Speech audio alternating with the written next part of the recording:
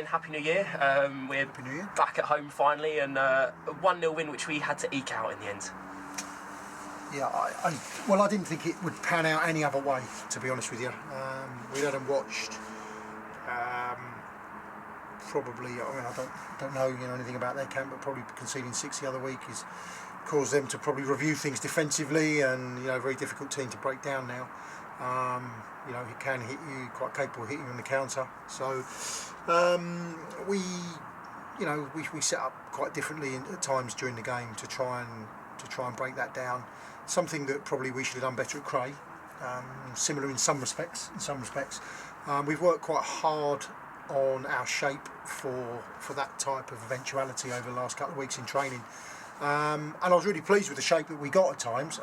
Actually, what was lacking today was just a bit of quality. Our passing was, and I can't legislate for that. But I think that's probably a game that we needed, by the looks of it, simply because you learn things as you go with a new group, and you think, well, does 10 days off, effectively not playing, will that allow us to recharge batteries, or will it actually make us a little bit sluggish and hard to get out the blocks? And actually it was the latter, which is obviously not what we wanted, but we got there and we kept a clean sheet, and so for me, I'm really pleased. I'm not, there's lots to work on, and there's lots that we can do a hell of a lot better than what we showed out there. Let's not get away from that. But actually what we've done is we've defeated a local derby, which has been a difficult game, as I understand, for the club in recent years. We've kept a clean sheet, and we've put ourselves above Billericay, I believe, in the league. So, we've come what we've done what we came to do tonight, and in some respects, some people will say it doesn't really matter how you do it, as long as you do it. But obviously, from our point of view, we'll always look at it and think, well, where we can improve and how we can work better in training. Indeed, obviously, as you mentioned, the 10 days of no game and some difficulties with training as well. So I suppose there was probably a noticeable sluggishness at times, but 1-0 scoreline, and you mentioned the clean sheet, which you must be immensely pleased with. Yeah, because we haven't had many recently. Let's get it right. So it doesn't fill me with joy to say that, because in some respects, it's a perfect scoreline. You look at that and you think it's just perfect. All right, some people argue, well, if we win 4-0, that's even better. But we've seen it out relatively comfortably. We've had some good chances today, and some half chances, some little scrambles. And you think about when you looked at those scrambles, particularly in the first half, a lot of stuff's fallen to us in and around the sort of box, penalty area, 6-yard box, and they put bodies on the line, because they've had bodies in those positions because of how they sit and how they work. And even Jimbo's chance at the end there, which he's disappointed he didn't do better. It's not an easy one, because he's got people throwing their bodies at him, etc., etc. He's shown he's got strikers finishing him as well this season. He showed it at Dulwich, but today it was more like a rugby finish, wasn't it? Obviously, it's a sort of difficult period in terms of fixture pile up as well. So to get 3 points on the board, and obviously with 9 games, or 9 days, should I say, or 10 days having not played, it's the best possible start, I suppose. Well, it is, yeah. I mean, look, as I say, we've done what we came to do today. Saturday, I think, we're going to need to be better. I think our levels are going to need to be better on Saturday, in respect to Folkestone coming here, because I don't think you'll get another chance of being that poor with your quality at times.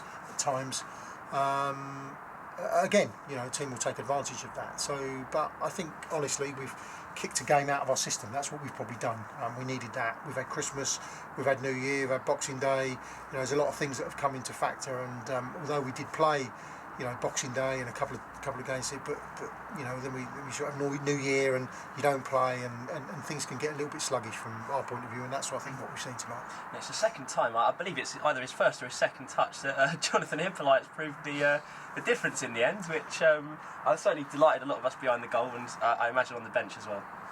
Well, yeah, I mean, yeah, look, Andrew's just mentioned an inspired substitution. I'll take it. I don't get much praise, so I'll take it. But you look at it, and the front two weren't really functioning tonight in that respect. And so you look at trying to change something. Just someone give you a little spark of inspiration. He's coming on. He's fresh legged. He does that. He's done it twice now in very similar fashion. Let's get it right. So when you're looking for someone just to sort of come alive inside the box, Hips has done it for me in the past, and I'm not surprised. We had a new name on the bench as well in Herson Almas, and can you tell us a little bit more about him? Sure, Herson. So Herson's come in pretty recently. He's been at Hanwell, was with me at the Met, and we haven't basically got a revolving. That's not what we're doing here.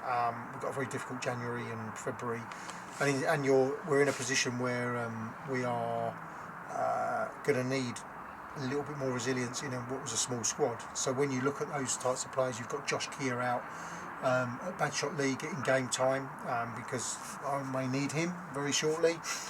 Louis Birch is somewhat of a, I'm really gutted for Louis' season at the moment. He's had another operation, 2 in a very short space of time. And there's been times where I've looked at him and I thought we don't want Louis out there, definitely.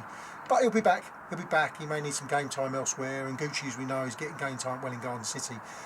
Without a 23s here, you would use that and utilise that. So we're trying to keep the squad strong. Herson is a player that was my top goal scorer last season, and he's a basically attacking midfielder, is what he is. He's ex-Brentford, he's got a bit of pedigree about him, and he's a really good lad. So, when things haven't worked out at Hanwell for him, and he's local as well, which is great, I just felt, he wants to come here. He wants to get playing football. He's got a great attitude, and he's the sort of lad that if we can get him up to speed, he's gonna help us in the running. Let's hope so. And finally, obviously, on to Folkestone. You mentioned what kind of a stubborn opponent they can be, and seems like their form has taken a bit of an upturn as well of late.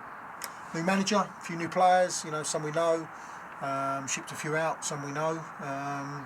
So yeah, I think it's it's just, you mentioned about hashtag tonight.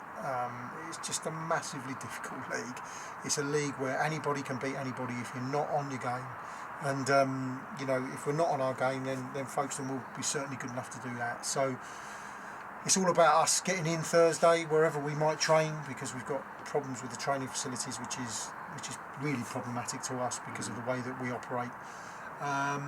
And we'll need to prepare them well for Saturday. And if training facilities aside, we'll have to look at what we're doing. Fingers crossed. Thank you, Gavin. Cheers.